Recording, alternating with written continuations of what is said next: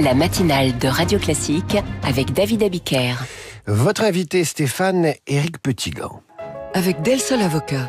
Del Sol Avocat, donnez toutes les chances à votre entreprise. Directeur général du Crédit Mutuel Alliance Fédérale. Bonjour Éric Petitgan. Bonjour. Bienvenue sur Radio Classique. Vous venez de publier un bénéfice annuel de 4,1 milliards d'euros. Il est pratiquement inchangé sur un an.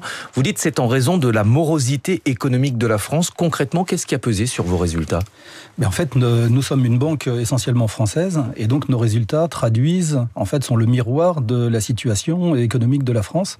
Nous accompagnons les Français, les entreprises françaises et l'année 2024 a été une année difficile avec beaucoup d'incertitudes. Ils n'ont pas beaucoup investi, ils ont gardé leurs projets un peu en attente et donc l'activité était un petit peu, en termes de volume, un petit peu moins forte que ce qu'on pourrait pu espérer.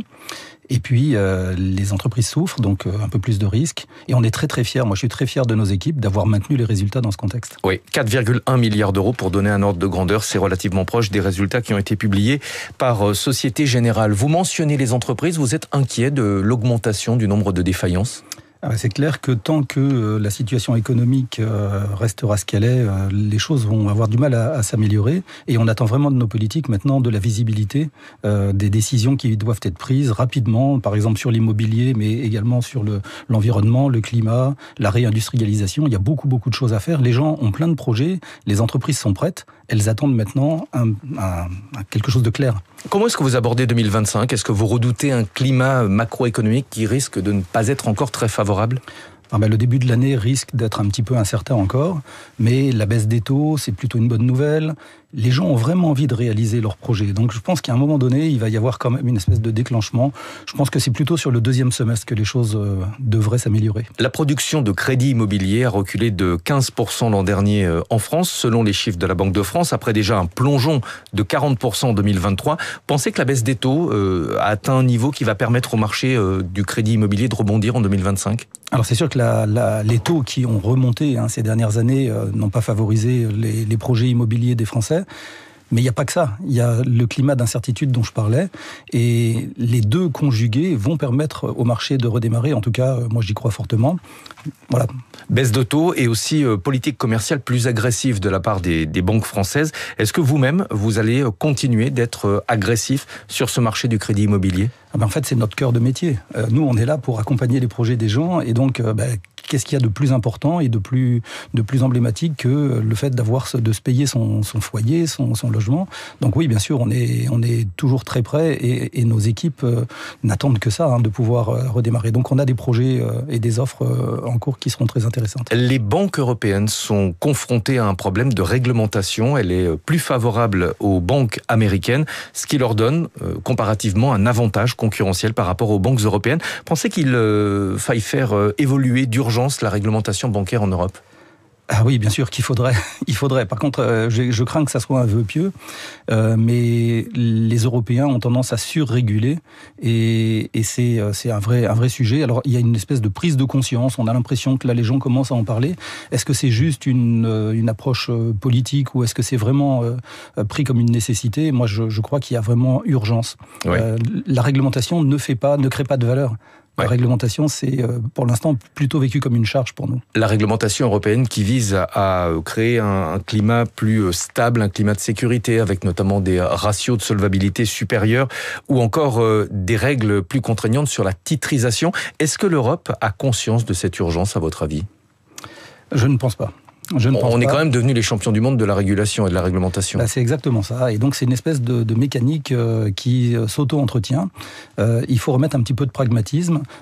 On a parfois l'impression que les entrepreneurs ne sont pas pris pour ce qu'ils sont. Des gens qui sont prudents, qui sont sérieux, qui veulent faire bien les choses. Et bien sûr qu'il faut réguler, bien sûr qu'il faut contrôler. Mais l'excès n'apporte rien et ne fait que pénaliser, en fait. Les banques françaises, le modèle des banques françaises est très différent des banques américaines.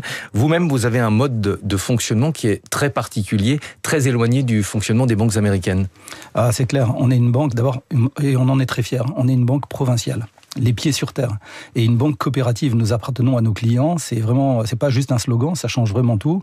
On a un débat démocratique, nos élus, nos dirigeants en fait, sont issus pour la plupart du monde associatif, donc c'est des gens qui s'engagent vraiment, qui ont une vision très concrète, très pragmatique et très positive des choses. Est-ce que c'est compatible avec une approche, on va dire, business du métier ? Bien sûr. Je le disais, les gens ont des projets, ils ont envie de réaliser, ils ont envie d'accomplir leur vie, ils ont envie de développer leurs entreprises. Et nous, on est à leur côté, en proximité, et on les comprend et on les accompagne. Donald Trump, de retour à la Maison-Blanche, veut relancer la production d'énergie fossile et attirer les investissements. Est-ce que ça doit, à votre avis, remettre en cause la stratégie des banques en Europe qui avaient choisi, dans l'ensemble, progressivement, de réduire leurs investissements dans le fossile pour financer davantage les énergies renouvelables ? Non, absolument pas. Moi, je crois que la bonne stratégie, c'est la stratégie, ça a toujours été ma conviction, la stratégie du long terme.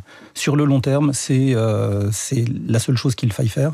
Il faut vraiment se donner les moyens de lutter rapidement, efficacement contre le changement climatique. L'environnement est vraiment une priorité.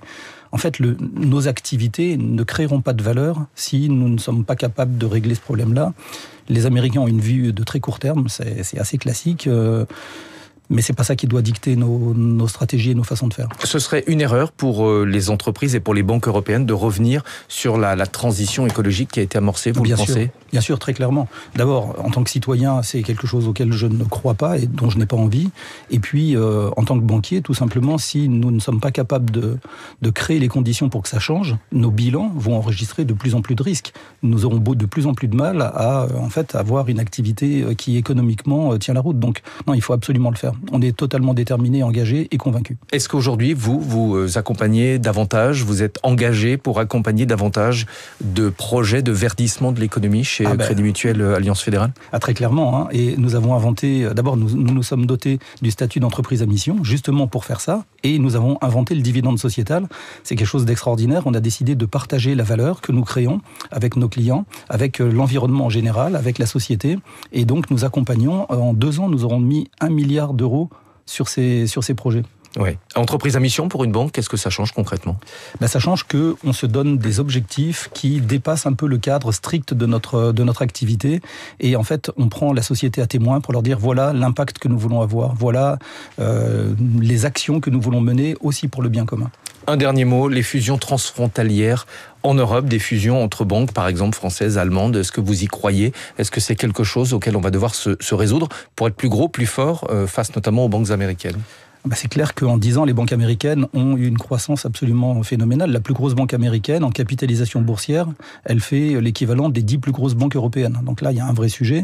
Et je peux comprendre que certains aient besoin et envie de se donner les moyens de lutter face à ça.